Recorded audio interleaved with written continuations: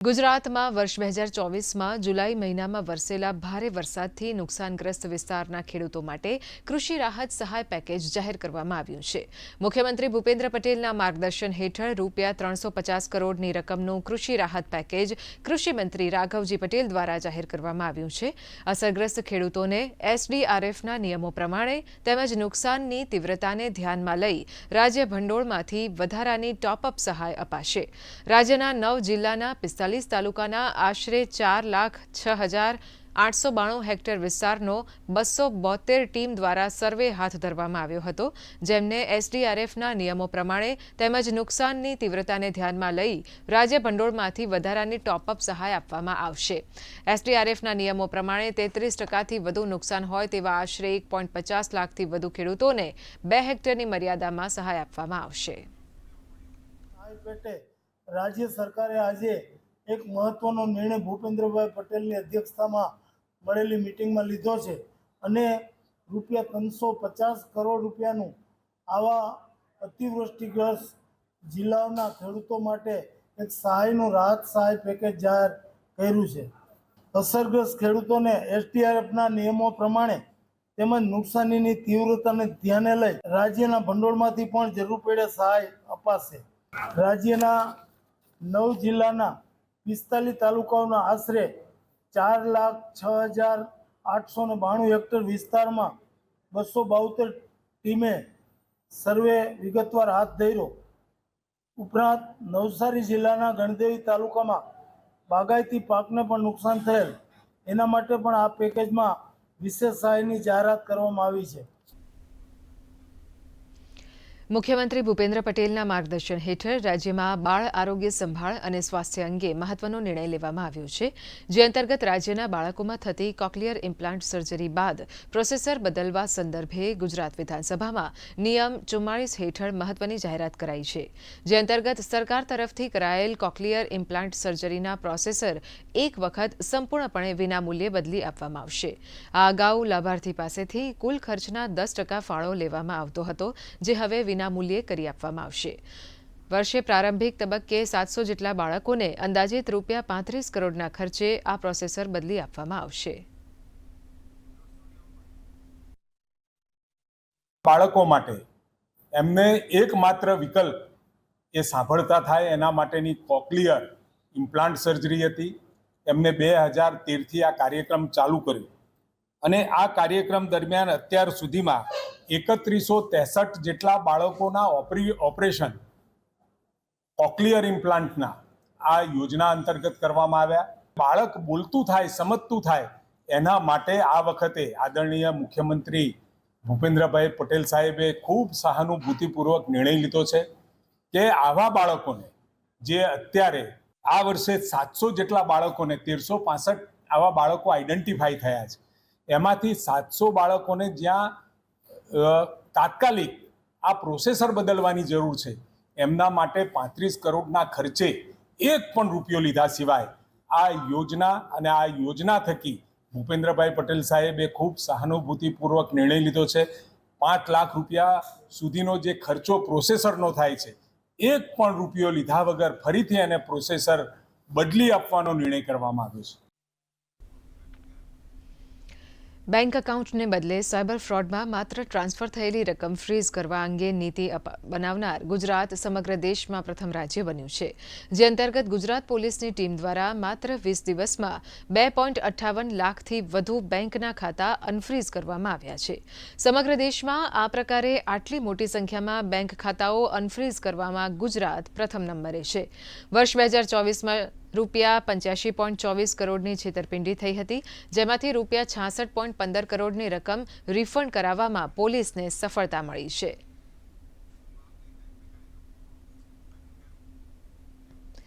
આજે ગુજરાત વિધાનસભાના ચોમાસુ સત્રનો છેલ્લો દિવસ છે, જેમાં ટૂંકી મુદતના પ્રશ્નો પૂછવામાં આવ્યા હતા. ગુજરાત સરકારની માન્ય યુનિવર્સિટી અથવા રિસર્ચ સંસ્થામાં પીએચડી કોર્સમાં આર્થિક સહાય પૂરી પાડતી શોધ યોજના વિશે પૂછાયેલા પ્રશ્નના ઉત્તરમાં શિક્ષણ રાજ્યમંત્રી પ્રફુલભાઈ પાનસેરિયાએ જણાવ્યું હતું કે શોધ યોજના હેઠળ વર્ષ 2019થી અત્યાર સુધીમાં કુલ 3,546 વિદ્યાર્થીઓને રૂપિયા 90.35 કરોડની સહાય ચૂકવવામાં આવી છે. જોકે ટૂંકી મુદતના પ્રશ્નકાળમાં જેમાં ડ્રગ્સ મુદ્દે પક્ષ વિપક્ષ મુદ્દે હોબાળો થયો હતો અને આપના ધારાસભ્ય ઉમેશ મકવાણાના પ્રશ્ન અંગે ગૃહ રાજ્યમંત્રી હર્ષ સંઘવીએ પ્રતિક્રિયા આપી હતી. ગૃહમાં આજે ગુજરાત વિશેષ કોર્ટ વિધેયક 2024 તેમજ ગુજરાત ખાનગી યુનિવર્સિટી સુધારા વિધેયક 2024 રજૂ થશે. શ્રીલંકન એવા કરતા કરતા ટોટલ 90 થી ઉપર લોકોને પકડવામાં આપણે સફળતા મળી છે. આ બધા જેલ હવાલે બંધ છે. તો સત્તા પર બેસેલા લોકોને કઈ રીતે રોકવામાં આવે આ અભિયાન સામે એનો પ્રયત્ન થતો હોય છે. એ પ્રયત્ન માત્ર ડાયરેક્ટલી ના થાય.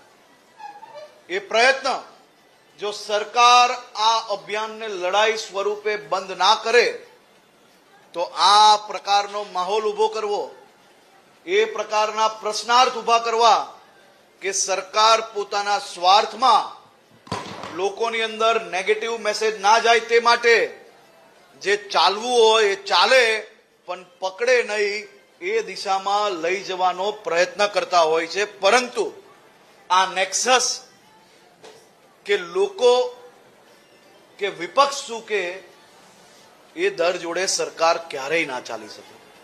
સરકારે રાજ્યના યુવાનોના હિતમાં આ અભિયાન, આ લડાઈ લડી રહી છે.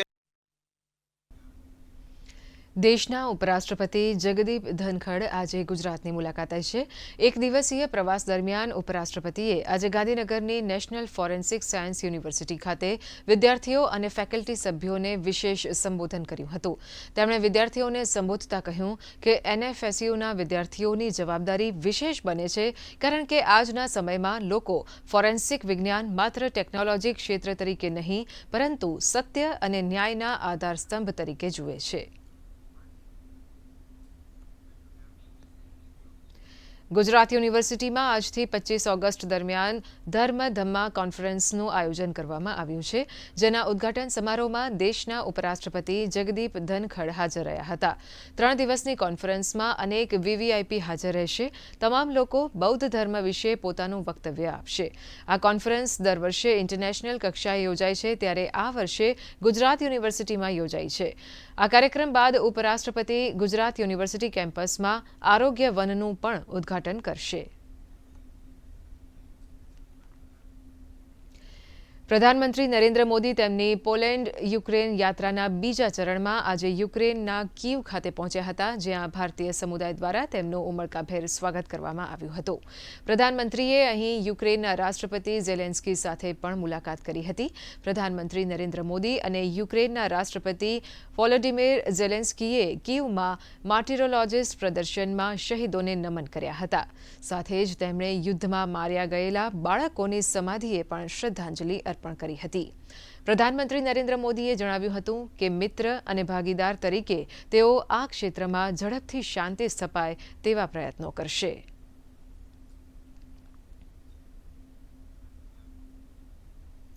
મહેસાણાના પ્રખ્યાત શક્તિ મંદિર બહુચરાજીને 86 ફૂટ ઊંચું બનાવવામાં આવશે. બહુચરાજીના સર્વાંગી વિકાસના પ્રથમ ફેઝની કામગીરી અંતર્ગત આજે મુખ્યમંત્રી ભૂપેન્દ્ર પટેલ ખાતમુહૂર્ત વિધિમાં ઉપસ્થિત રહ્યા હતા. વાસ્તુશાસ્ત્ર મુજબ તૈયાર થનારા આ મંદિરના મુખ્ય દ્વાર કલાત્મક કોતરણીવાળા બનાવવામાં આવશે અને ગુજરાતના અન્ય મોટા મંદિરોની જેમ તેનો પણ વિકાસ કરવામાં આવશે.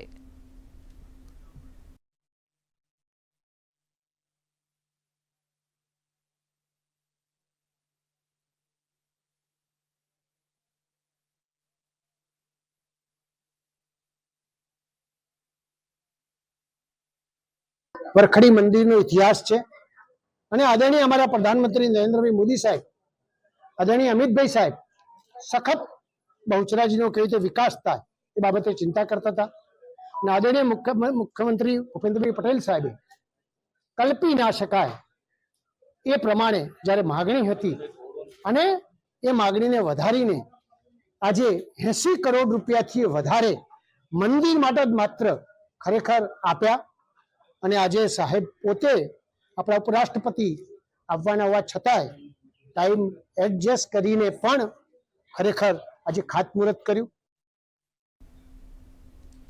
રાજ્યમાં વરસાદનો વધુ એક રાઉન્ડ શરૂ થયો છે. રાજ્યમાં છેલ્લા 8 કલાકમાં 89 તાલુકામાં વરસાદ વરસ્યો છે, જેમાં સૌથી વધુ અમરેલીના બગસરામાં 4.5 ઇંચ વરસાદ, જ્યારે ગાંધીનગરના દહેગામમાં 3 ઇંચથી વધુ વરસાદ વરસ્યો છે. નડિયાદ અને સાગબારામાં પણ 3 ઇંચ વરસાદ ખાબક્યો હતો, જ્યારે અન્ય 5 જિલ્લાઓમાં 2 ઇંચથી વધુ વરસાદ વરસ્યો છે. હવામાન વિભાગ દ્વારા આગામી અઠવાડિયા સુધી રાજ્યમાં સાર્વત્રિક વરસાદની આગાહી કરવામાં આવી છે. દરિયાઈ વિસ્તારોમાં પવનની ઝડપ 40 કિલોમીટર પ્રતિ કલાક સુધી રહેશે. દાહોદ, છોટાઉદેપુર, નર્મદા, ભરૂચ, સુરત, તાપી, ડાંગ, નવસારી, વલસાડ જિલ્લામાં ભારે વરસાદને પગલે યલો એલર્ટ જાહેર કરવામાં આવ્યું છે.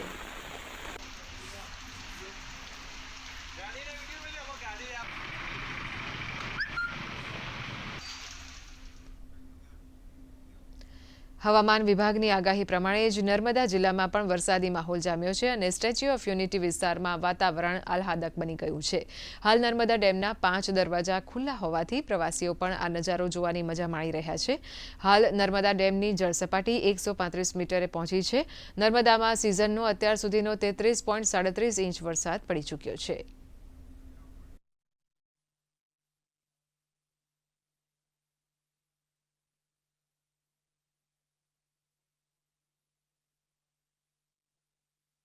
હવામાન વિભાગની આગાહીના પગલે નર્મદા જિલ્લામાં સવારથી જ વરસાદની શરૂઆત થઈ ગઈ છે અને નર્મદા ડેમને સ્ટેચ્યુ ઓફ યુનિટી વિસ્તાર છે ત્યાં આહલાદક દ્રશ્યો સર્જાયા છે. વરસાદ પડવાના કારણે આ દ્રશ્યો સર્જાયા છે અને જે ત્યાં આવનારા પ્રવાસીઓ છે તે પણ ખુશ થયા છે. જો વાત કરીએ તો નર્મદા ડેમ અત્યારે 135 મીટરને પાર કરી ચૂક્યો છે, ત્યારે નર્મદા ડેમના અત્યારે 5 દરવાજા પણ ખોલવામાં આવ્યા છે અને નદીમાં પાણી છોડવામાં આવી રહ્યું છે, જેને કારણે નર્મદા નદી બે કાંઠે વહી રહી છે. વિશાલ પાઠક, દૂરદર્શન સમાચાર, નર્મદા.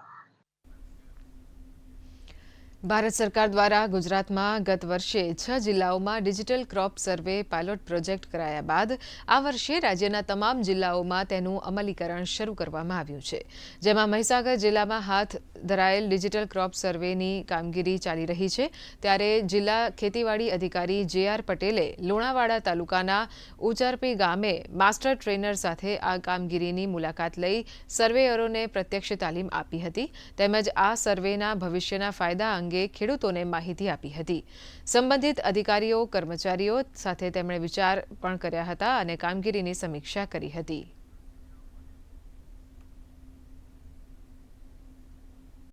ખેડૂતો દ્વારા જે પાકનું વાવેતર થઈ રહ્યું છે એ પાકનું ઓનલાઈન ડિજિટલ કેન્દ્ર સરકારની એપ્લિકેશન દ્વારા લોકેશન સ્પેસિફિક પાકનું સર્વે કરવામાં આવવાનું છે. જે સર્વેયરો મારફતે આ કામગીરી ફિલ્ડ ટુ ફિલ્ડ જઈને કરવાની છે. એટલે કે જે સર્વે નંબરનું સર્વે કરવાનું છે તેના અંદર સર્વેયરે ત્યાં જઈને ડેટા લોકેશન સ્પેસિફિક ફોટોગ્રાફ અંદર એડ કરવાનો છે અને જે તે પાક નોંધવાનો છે.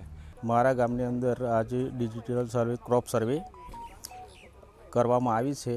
ખેતરે ખેતરે ફરીને અને એવો સારો એવો પાક ખેડૂતોને ઉત્પાદન થાય અને સારો પાક ઉત્પાદન થાય. સરકારશ્રીનો એ હેતુ હોય કે ખેડૂતને માર્કેટની અંદર ટેકાના ભાવે સારી રીતે ખરીદી થાય અને ખેડૂતને નુકસાન ના થાય. જે વિસ્તારમાં છે જે પાક વાવેતર કરેલું છે એ ટોટલ પાક વાવેતરનો જે વિસ્તાર છે એ જ્યાં સુધી સંતુલિત નહીં થાય તે ત્યાં સુધી તે પ્રોસેસ કરવાની રહે છે. જ્યારે સંતુલિત થશે એટલે કે કપાસનો પાક છે 20 ગુંઠામાં તો 20 ગુંઠા પૂરું થશે પછી આગળ પ્રોસેસ કરવા દેશે. આમ ટોટલી પાક જે ટોટલ વિસ્તારના જેટલા બી પાકનું વાવેતર થશે એ ટોટલી આખો વિસ્તાર સંતુલિત થયા પછી જ એ આખો સર્વે પ્રોસેસ પૂર્ણ થશે.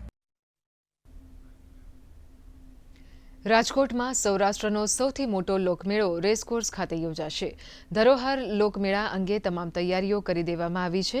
ઝોન 2ના ડીસીપી જગદીશ બંગરવાએ જણાવ્યું હતું કે મેળામાં ઇમરજન્સી માટે 2 અલગ અલગ દરવાજા બનાવવામાં આવ્યા છે. લોકમેળામાં 544 પોલીસ જવાનો અને 44 અધિકારીઓ તૈનાત રહેશે.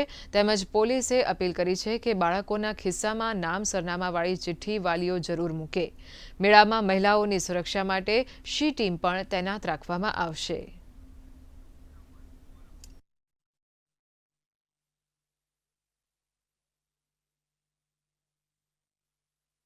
આ વખતે એન્ટ્રી અને એક્ઝિટ 2 અલગ અલગ સેગમેન્ટના ગેટ નક્કી કરવામાં આવેલા છે અને રેસકોર્સ ગ્રાઉન્ડમાં ઇમરજન્સીમાં બહાર જવાનું થાય તો ગ્રાઉન્ડની ચારેય બાજુ ઇમરજન્સી ગેંગવે બનાવવામાં આવેલ છે. ત્યાંથી ઝડપથી અડચણ વગર ગ્રાઉન્ડની બહાર નીકળી શકાય અને બાળકો માટેની સેફટી એન્ડ સિક્યોરિટી માટે અમુક સૂચનાઓ છે. કોઈ પણ બાળક ગુમ થાય અથવા કોઈ પણ વસ્તુ ગુમ થાય તો એના માટે રેસકોર્સ મેદાનમાં ફનવર્લ્ડની બાજુમાં ગેટ નંબર 1 પાસે પોલીસ કંટ્રોલ ડોમ તથા રમેશભાઈ પારેખ ઓપન થિયેટરની બાજુમાં એક પોલીસ કંટ્રોલ રૂમ આવેલ છે. આમાં આપ ઝડપથી સૂચના આપી શકો છો પોલીસને.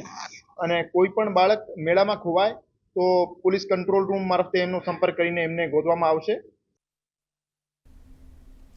દ્વારિકા જિલ્લાના મુખ્ય મથક ખંભાળિયા પાસે આવેલા શિરેશ્વર મહાદેવ મંદિર પટાંગણમાં શિરેશ્વર મેળો યોજાશે. આ મેળો મિની તરણેતરના મેળા તરીકે પણ જાણીતો છે. દ્વારિકા જિલ્લા ઉપરાંત જામનગર અને પોરબંદર જિલ્લાના લોકો અહીં મોટી સંખ્યામાં આ મેળામાં આવે છે, જેમાં રાઇડ્સ તેમજ રમકડાના અને ખાણીપીણીના સ્ટોલ્સ માટેનો પ્લોટ જાહેર હરાજી તાલુકા વિકાસ અધિકારીના અધ્યક્ષસ્થાને યોજવામાં આવી હતી, જે અંતર્ગત પાલિકાને 80 લાખથી વધુની રકમની આવક થઈ હતી. સાથે જ મેળામાં સીસીટીવી કેમેરા, ઇન્સ્યોરન્સ, પાર્કિંગ, પીવાના પાણીની તમામ વ્યવસ્થા કરવામાં આવી છે.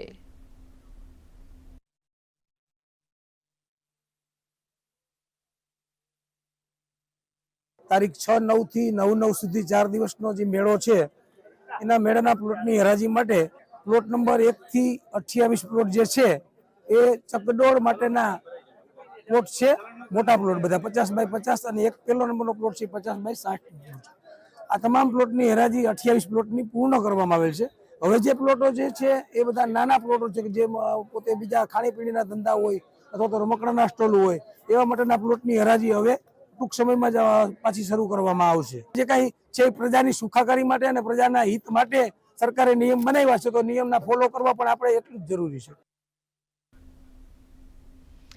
રમતગમત, યુવા અને સાંસ્કૃતિક પ્રવૃત્તિઓ વિભાગ ગાંધીનગર દ્વારા આ વર્ષે તરણેતરના મેળામાં પ્રથમ ગ્રામીણ પારંપરિક સાંસ્કૃતિક સ્પર્ધાઓનું આયોજન કરવામાં આવ્યું છે. જિલ્લા યુવા અને સાંસ્કૃતિક પ્રવૃત્તિઓની કચેરી સુરેન્દ્રનગર દ્વારા પરંપરાગત વેશભૂષા, છત્રી સજાવટ, ભરત ગૂંથણ, લોકગીત, લોકવાર્તા, ભજન, દુહા, છંદ, ડાકડમરૂ, વાંસળી, એકપાત્રીય અભિનય, ઢોલ વગેરે જેવી સાંસ્કૃતિક સ્પર્ધાઓનું આયોજન કરવામાં આવ્યું છે.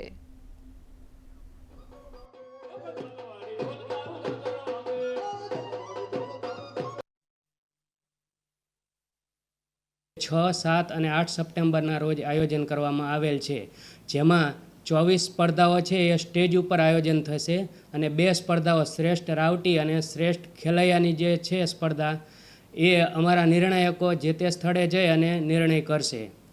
આમાં આ સ્પર્ધામાં પ્રથમ, દ્વિતીય અને તૃતીય આવનાર સ્પર્ધકને અમારા વિભાગ દ્વારા શિલ્ડ, પ્રમાણપત્ર અને રોકડ ઇનામ આપવામાં આવશે.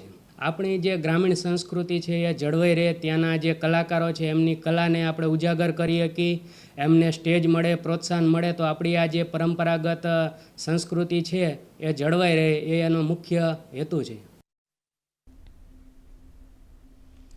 દ્વારકામાં જન્માષ્ટમી મહોત્સવમાં રાજ્યના અલગ અલગ જિલ્લાઓમાંથી મોટી સંખ્યામાં ભક્તો આવતા હોય છે, ત્યારે જામનગર એસટી વિભાગ દ્વારા જન્માષ્ટમી નિમિત્તે ખાસ એક્સ્ટ્રા બસનું સંચાલન કરવામાં આવશે, જેથી દ્વારિકા જતા ભક્તોને આવાગમન કરવામાં કોઈ અડચણ ન આવે. તારીખ 25 થી 27 ઓગસ્ટ દરમિયાન ખાસ એક્સ્ટ્રા બસ મૂકવામાં આવી છે, તેમજ એક જ ગ્રુપના 51થી વધુ મુસાફરોને ગ્રુપ બુકિંગ કરાવશે તો એક્સ્ટ્રા બસની સુવિધા એસટી નિગમ દ્વારા આપવામાં આવશે.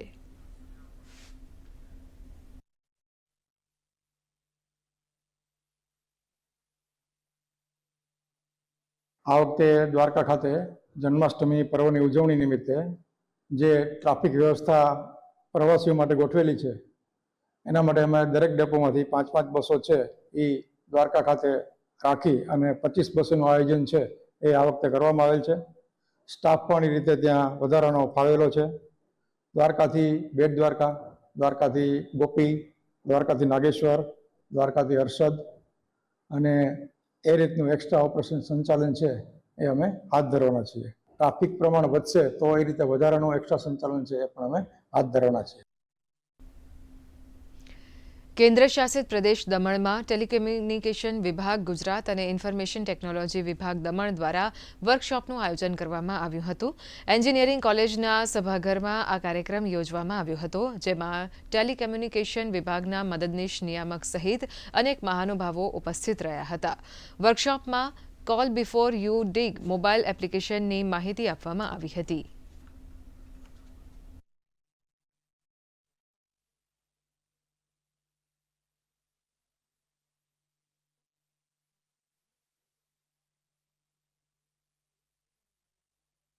इसका उद्देश्य जो एसेट ओनर्स है, चाहे वो एसेट सीवेज लाइन हो, गैस पाइपलाइन हो, ऑप्टिकल फाइबर केबल हो, तो उनका और एक्सकेवेशन एजेंसी है उनके बीच में एक कोऑर्डिनेशन जनरेट हो सके ताकि जो डैमेज हो सकता है उसको हम कम से कम कर सके.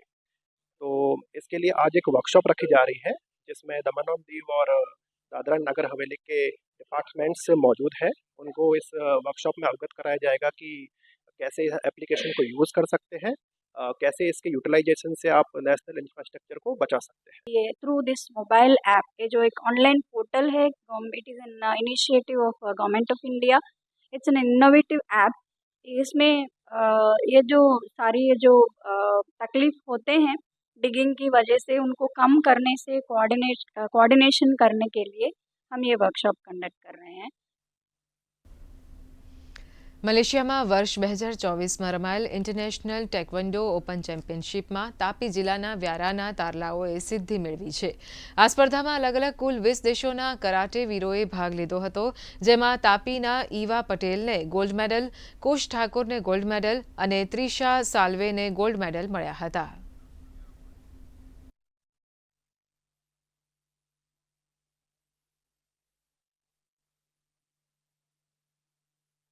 હાલમાં મલેશિયા ખાતે ઇન્ટરનેશનલ ટુર્નામેન્ટ થઈ હતી. તેમાં 20 કન્ટ્રીઓએ ભાગ લીધો હતો અને 200 પાર્ટિસિપન્ટો થયા હતા, 2000 પાર્ટિસિપન્ટ થયા હતા.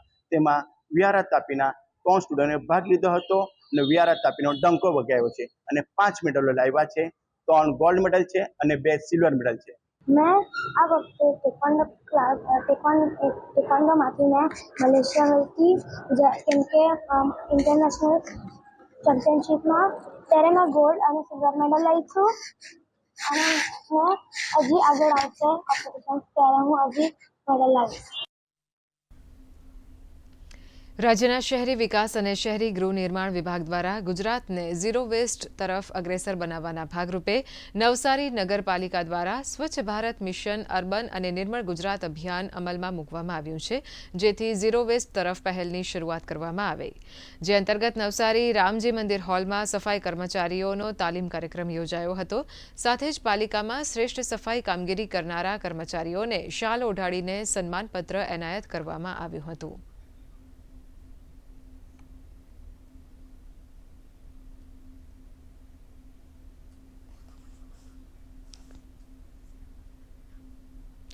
અને હવે જોઈએ કેટલાક મહત્વના સમાચારો સંક્ષિપ્તમાં.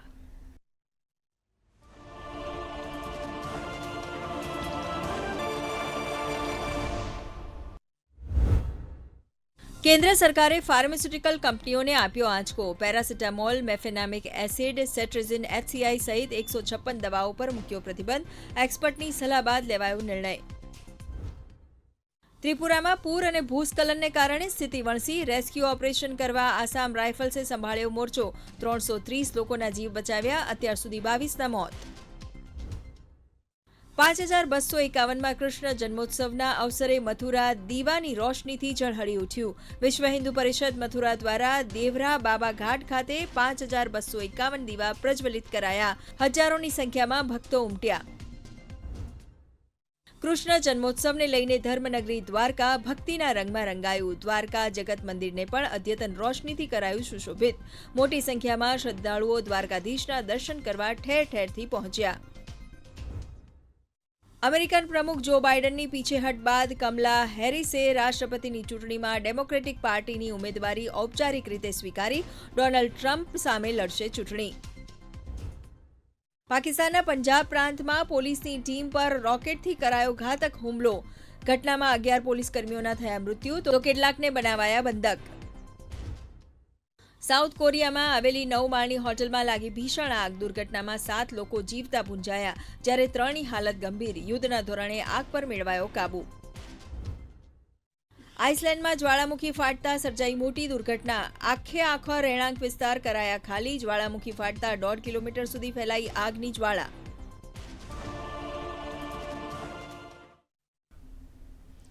દર્શક મિત્રો, આ સાથે જ આ સમાચાર બુલેટિન અહીંયા સમાપ્ત થાય છે. નમસ્કાર.